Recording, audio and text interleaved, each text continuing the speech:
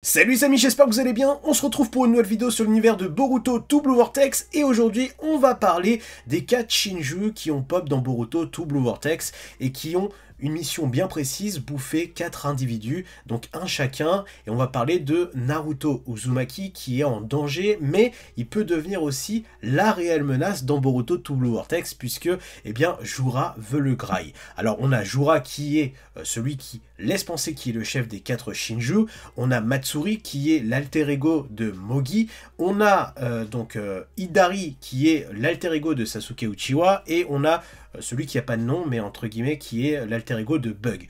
Et là où c'est intéressant, c'est que si on prend ce qu'on sait sur l'évolution des Otsutsuki par rapport à quand ils graillent, eh bien ils évoluent. Alors les Shinju, s'ils graillent quelque chose, à mon avis, il y a une évolution aussi derrière. Et c'est là où ça peut être un très gros problème pour Boruto, pour Kawaki et tout le monde Shinobi. Pourquoi? Parce que, eh bien, au final, Naruto Uzumaki peut devenir de protagoniste à antagoniste, et tout ça entre Naruto Shippuden, Boruto et Boruto 2 Blue Vortex. De toute manière, dès le prochain chapitre, on va être fixé. Pourquoi? Parce que on a Jura qui veut partir à la rencontre de Naruto et le grail. Donc on va pouvoir voir qu'est-ce qui va se passer, et surtout, eh bien, je pense que Kawaki et Boruto, pendant un laps de temps, vont devoir cohabiter et faire en sorte de coexister ensemble pour un point commun, pour un but commun qui est le sauvetage de Naruto, puisque même si actuellement il est en sécurité dans cette dimension, il va pas l'être longtemps avec Jura qui, pour moi, va facilement retrouver Naruto, et c'est là où ça risque d'être grave, puisque si Jura,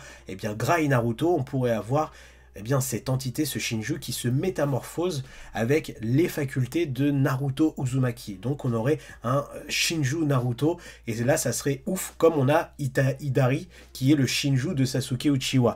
Donc avant de parler tout ça en détail, je vais vous montrer une petite vidéo de Animators World, qui a fait, eh bien, un petit what if là-dessus, et on va en débattre juste après. Donc let's go, on est avec Hidari face à Sarada. For some reason, I also want to protect you, so run and hide in a way that I can't find you. Otherwise, you'll become a part of the divine tree.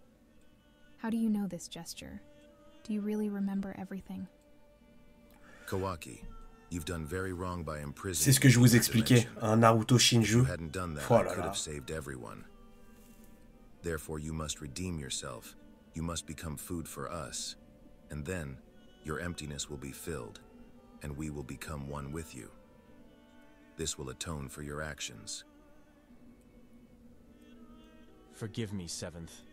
I just wanted to protect you. But if it's all over, Forcément, Kawaki qui explique qu'il voulait juste protéger Naruto. Kawaki, you idiot. He's not your father. Even though he has his memories, he's just the Ten Tails. Donc là, on a Boruto qui dit que c'est pas son vrai père, que c'est juste, eh bien, ce démon à queue qui a pris possession et l'apparence de son père. Ouh là là, Konohamaru, Eida, Matsuri, Bug et toute une armée derrière.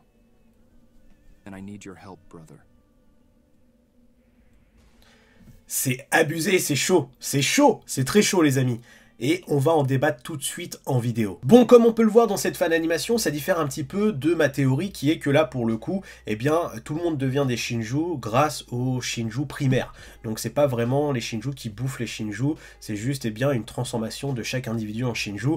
Là, moi, où je tiens vraiment à attirer votre attention, c'est que pour moi, Matsuri, Bug, ou que ce soit Hidari ou Jura, ils font quoi? Ils font tout leur maximum pour grailler ceux qui font qu'ils ont encore une part d'humanité. Tu vois ce que je veux dire? Pourquoi? Parce que Matsuri, de base, c'est Mogi, et Mogi est très proche de Konohamaru. Donc si elle le graille, elle a plus cette personne qui est proche d'elle. Pour Sarada Uchiwa, Hidari, c'est l'alter ego de son père Sasuke Uchiwa. Donc ce combat va être mythique, ça c'est sûr.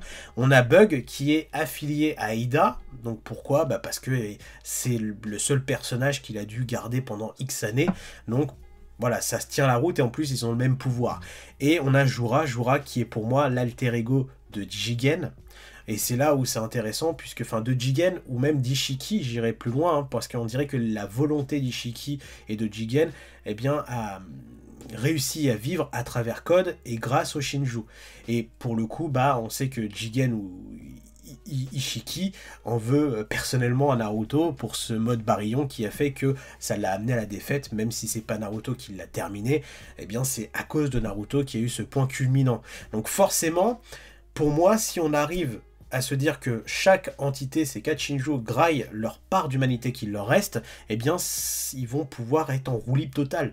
Et c'est là où leur évolution peut commencer réellement, puisqu'ils sont en train d'évoluer et d'apprendre comme des nouveau-nés. Et je vais même aller plus loin par rapport à ça. Pourquoi? Eh bien, ils boufferaient ceux et celles qui leur donnent encore cette part d'humanité, puisque pour moi, eh bien, c'est ces personnages qui font que peut-être c'est aussi leur faiblesse, entre guillemets. C'est-à-dire que Sasuke, forcément, peut-être qu'à cause de Sarada, pourrait être libéré, et donc ferait que, eh bien, celui-ci pourrait ne plus survivre. C'est-à-dire que le Shinju de Sasuke pourrait mourir à cause de Sarada.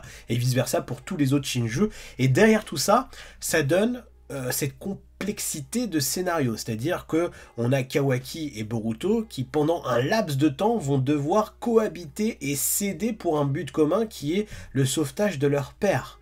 Oui, alors ça me fait toujours aussi mal de dire leur père en parlant de Kawaki, mais voilà, ils le considèrent comme tel et c'est le scénario qui veut ça, hein. C'est des brothers, donc on va continuer à le dire comme ça. Mais dans tous les cas, c'est là où c'est intéressant, puisque pour ceux et celles qui sont comme moi, qui ont du mal avec Kawaki, peut-être que ça va essayer de redorer un petit peu le blason de Kawaki, en disant ouais, mais au final, il avait peut-être raison de cacher Naruto, et que Boruto, bon bah, au final, il est peut-être pas 100% raison, et donc donner cette complexité au lecteur de se dire, est-ce que si je fais le bon choix en étant d'être dans la team Boruto? Vous le faites, hein, je vous le dis. Mais bon, voilà, dans tous les cas, c'est là où c'est intéressant, puisque au final, on aura, eh bien, ce point culminant qui sera aussi le changement de personnalité totale de Kawaki. Et oui, car au final, il faut se dire que Naruto, et ça depuis le début, c'est un petit peu la brèche de Kawaki, qui est que si demain Naruto n'est plus là, eh bien Kawaki n'a plus rien. Il n'a plus de but. Et s'il n'a plus de but, eh bien le monde n'existe plus de tourner. Il n'a plus besoin de tourner et de vivre, et donc on aurait ce Kawaki qui va perdre pied et devenir celui qu'on a dans l'épisode 1 de Boruto, qui veut tout annihiler. Pourquoi? Parce qu'à ce moment-là de l'histoire, eh bien Naruto n'est plus, ou Naruto ne peut plus redevenir celui qu'il est réellement. Parce que qui nous dit que, effectivement, Sasuke, ou même les autres qui se sont transformés en Shinju, peuvent avoir un retour en arrière? Ça, on ne le sait pas au final, puisque là où on peut se dire que peut-être ce n'est pas possible, c'est que Boruto, dans le dernier chapitre, explique que cette omniscience, omnipotence de Heida, cette réécriture d'histoire ne peut pas être refaite. C'est-à-dire que malheureusement, Boruto, quoi qu'il arrive, eh bien, il va vivre avec ce monde qui est ce nouveau monde et son nouveau monde. Pourquoi? Parce qu'il ne peut pas avoir de retour en arrière.